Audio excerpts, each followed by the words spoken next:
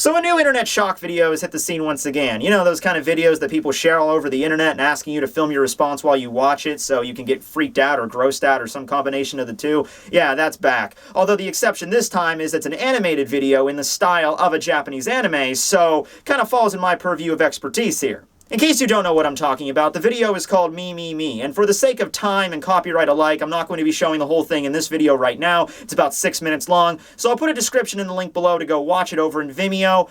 It's an 18+ video, certainly not safe for work, as it includes animated nudity, so, you know, I'm just warning you ahead of time. But to tell you the truth, out of all the other shock videos I've seen over the years over YouTube, this one is probably one of the more tamer ones. So if you haven't already seen the Me video, pause this video to go watch it. If not, then we can just continue on to the analysis.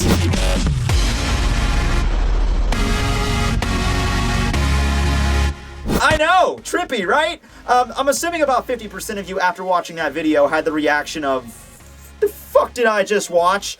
Another 40% probably had the reaction of, that was actually a really catchy beat that's going to be stuck in my head for the next week, which I would probably be included in that demographic as well. And the remaining 10% are probably oddly aroused right now. And if you're not sure, you might want to check. You know, like, after watching the video, you're like, wow, that was weird. And then you look down, like, oh, okay, alright, that turned me on. Obviously, I would not have known about this prior to watching the video, but apparently that's just my fetish. So let's get the basic premise of this video set right now. Our main character is this young man right here. He appears to be in his early 20s, and most of the video takes place within his psyche. So, we have him in this small apartment. He's all disheveled. His room's a mess. He's collected all these different figurines. He has this little model gun that he purchased, and he makes models himself, given by this crafting table he has. So, he's basically the stereotypical otaku. You know, not maybe how otakus really are in real life, but the stereotypical, you know, he just stays in his room all day, kind of a shut-in, doesn't really go out, doesn't talk to girls, doesn't talk to anybody really. He just collects all these figurines, plays hentai games, plays video games, and all that crap. You know, sort of like in Welcome to the NHK, pretty much. So the video opens with him apparently falling asleep. I, for one, think that he's going on a massive acid trip,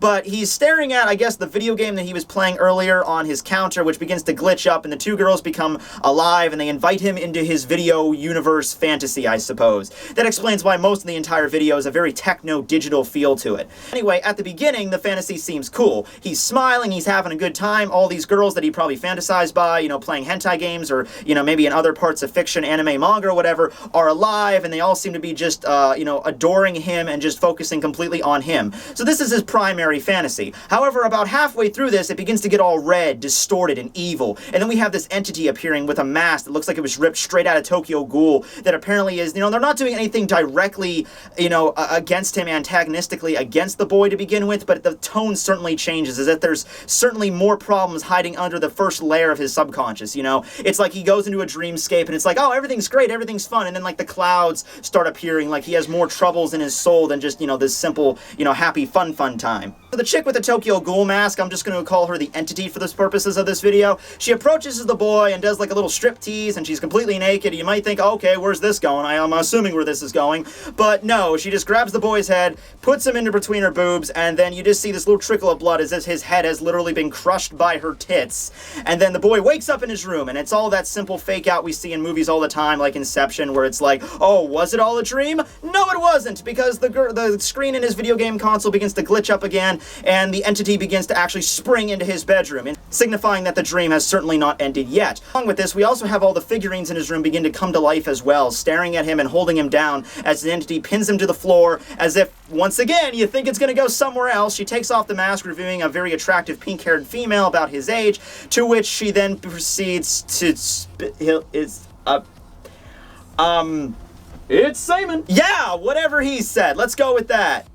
Yeah, let's go with that. Anyway, this sends him back into an even more trippy situation of a dreamscape. This time, though, he certainly does not seem to be pleased by any of this. Everything seems to be very more distorted and ripped apart, much more abstract in this situation. Like, before it was very clear the dream was like, oh, okay, I'm an otaku, I love playing video games and hentai, and oh, here's all these hentai girls coming to life, and we're just having fun. But no, this is more abstract. We see this girl once again, the entity, except she's not wearing the mask in this one, and she seems to be more upset and crying, and then we just see her chewing out this guy's organs.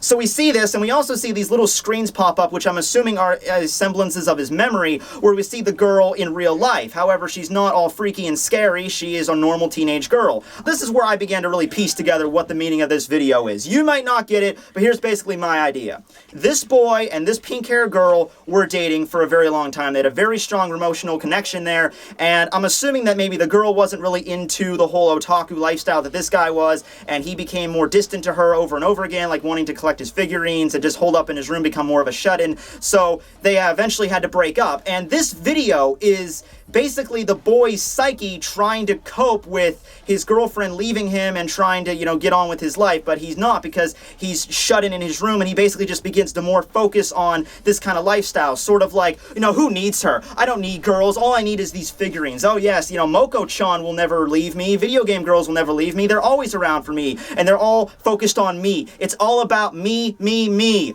You get the title of the video? That's where I get it from. Like, he's trying to remove his girlfriend from his existence, from his memory, by just focusing all on the stuff that he enjoys, which destroyed the, relationship to begin with. So here, after we get done with the first layer of the psyche, we move on to this next layer where it's like all this abstract craziness where we see the girl, her like flesh melts off, and eventually we see him literally being eaten out by his girlfriend, not in the sexual way. His small intestines are being poured out, as if this is how he felt when his girlfriend initially left him. He's all like, his heart has been ripped out. He's just lying there for dead, like, oh my god, what am I gonna do? My girlfriend left me. This is so horrible. This is so terrible. Then we get flashes of this entity once again, back and forth. Now, some people might think that the girl that's like his girlfriend and the entity, those are two separate characters. I think it's like a transition within his mind, trying to turn her, he's remembering like the sweet girl that he wants to know, and then he, is trying to make her into this evil kind of villain, so he has to overcome her, like in a video game, you have to defeat the final boss. So he's like, okay, I can get over her, but I have to forget about how sweet she was. I have to make her into this villain type character so I can defeat her and eventually overcome her and move on with my life.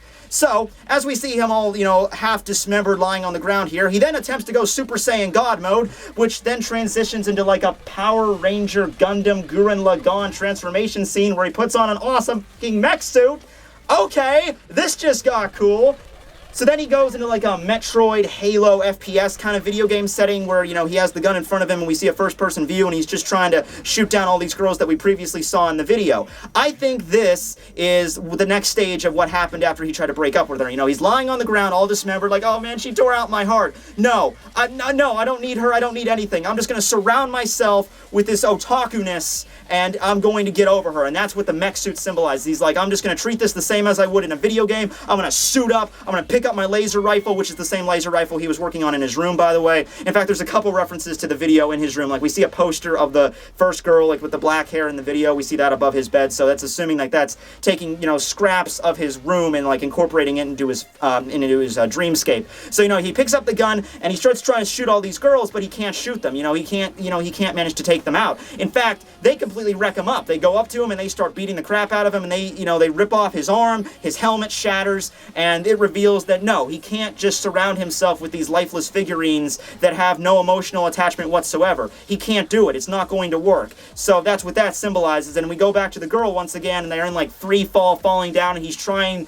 desperately to grab onto her to kind of, maybe have one last chance at reconciliation with her. Maybe like, oh no, we can make this work. We can make this work. I can fix this somehow. We're not broken up. And so he's basically in a massive state of denial, Like the first, like in the 5 stages of trying to overcome some kind of emotional distress, the first stage is denial. That's basically what this entire video is, him transitioning from the denial stage to the next stage in the process. So anyway, the girl and him are in free fall, and she lets out a cry, and she just falls down, and he just lets him go, and he just falls and fades into blackness, which leads to the climax of the video, or like the final boss fight. The boy is floating in space. He has, his armor's damaged, and we just see this giant, huge monolith of a stage just approaching him. And we see all the girls from the hentai games in this massive crowd as sort of this army, and then we see the entity on center stage. In front of the entity is his former girlfriend, all bound up and chained, and right before the fight, but the final battle starts, we see his girlfriend merge with the entity. This is the last straw for him. He's not seeking reconciliation at this point. He realizes that there's no way that they can get back together,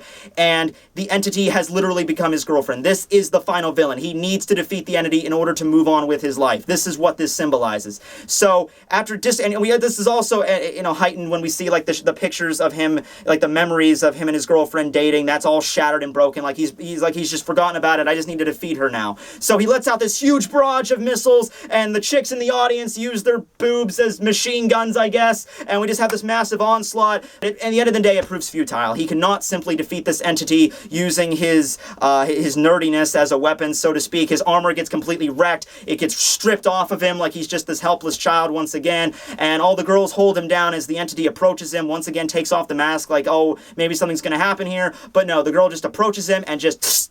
And the next scene is just, we see, I guess, underwater, his decapitated head. We see parts of his jaw and his skull peeking out as he's basically dismembered, is like rotting under the ocean, falls to the ground, lands on the ocean floor, and then we get a close-up of his eye where it opens, and that's the end of the video. So it's symbolizing that that was all just one massive either dream, coma, acid trip, whatever. Now, you could take it another way, saying that that's not really a dream, that he just, he's still dead, and maybe like his lifeless head opens up like, oh, it's not over yet. But no, I like to think that the whole thing was just a massive dream. Like, basically, after him and his girlfriend broke up, he, secluded himself in his room for like a week, had a massive marathon of, Gurren Lagann, Evangelion, freaking Fooly Cooly, Tokyo Ghoul, and, while playing all hentai games and like Halo and everything. And then he went to his friend's house and he bought like the best, strongest acid there was, went back home and just dropped it. And boom, this is the result right here. So that's my analysis of the video, Me. You might think I might be going a little bit overboard with it. Maybe you got something altogether. And once again, this is an untranslated version. I didn't want to watch the actual like subtitles, because if I did,